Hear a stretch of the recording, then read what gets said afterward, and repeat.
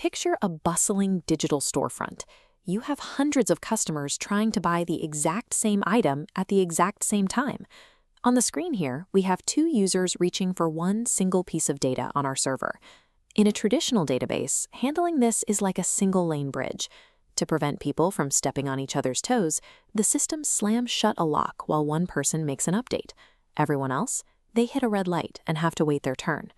Postgres handles this traffic jam completely differently, using a system called multi-version concurrency control, or MVCC.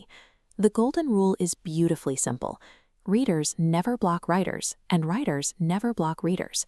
By removing those red lights and locked doors, you clear the way for thousands of people to use the system simultaneously.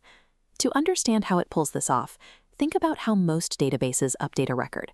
They act like a pencil and an eraser. They go to the spot on the hard drive where the data lives, erase the old number, and write the new one in its place.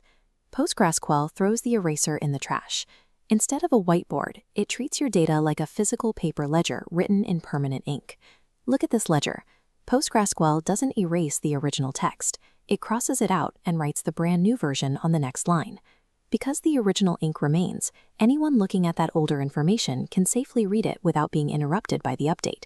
You get an update by combining a strike-through with a new entry, which means the database never has to lock a record to protect it. In technical terms, when you ask PostgreSQL to update a row, it runs a two-step process. It secretly deletes the old row and instantly inserts a new one. To keep all these rows, or tuples as they're called, organized, PostgreSQL uses a hidden tracking system. Watch how two invisible slots slide out from the front of this row. These are internal timestamps attached to every single piece of data you save. The first slot is called xmin. When a new row is born, this slot fills with an ID number marking the exact transaction that created it. The second slot is xmax. It stays empty until the row is updated or deleted. When that happens, the system stamps it with the ID of the transaction that killed it, marking the row as obsolete. By reading these birth and death stamps, the system knows exactly when every single row came into existence and exactly when it expired. When you connect to the database to read information, Postgres takes a snapshot. Think of it as a camera flashing the exact millisecond your search begins, freezing the state of the system in time. On the left side of this diagram, an early user takes a snapshot before an update happens. When they ask for data, the system's filter looks at those hidden stamps. It sees that the new row was born in the future, rejects the new one, and hands the user the original, untouched row. Now look at the right side. A later user takes a snapshot after the update is finished. Their filter sees the death stamp on the old row, ignores it, and serves up the freshly glowing, updated version. Both the old version and the new version are sitting right next to each other on the physical hard drive at the exact same time. This invisible, on-the-fly timestamp sorting isolates users from one another, delivers thousands of accurate answers simultaneously, without making anyone wait in line. If you never use an eraser, you eventually run out of paper. Watch these blocks piling up on screen.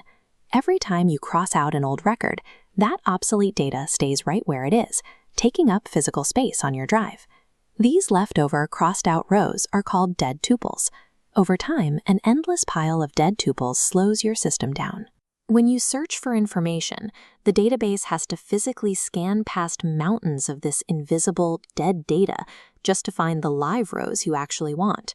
You are trading immediate, lock-free speed today for a larger storage footprint tomorrow. To prevent your hard drive from filling up with dead tuples, Postgres relies on a built-in maintenance process called vacuum.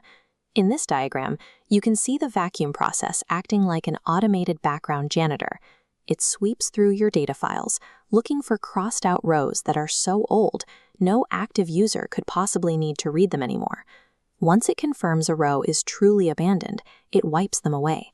That reclaims the physical space on your hard drive, leaving a clean gap where new data can be written. This is the full life cycle of your data: lightning-fast writes that never wait, lock-free reads that are always accurate, and quiet background cleanup that keeps the system lean. By understanding how this permanent ledger works and trusting the janitor to do its job, you clear the path for PostgreSQL to deliver incredible performance at massive scale.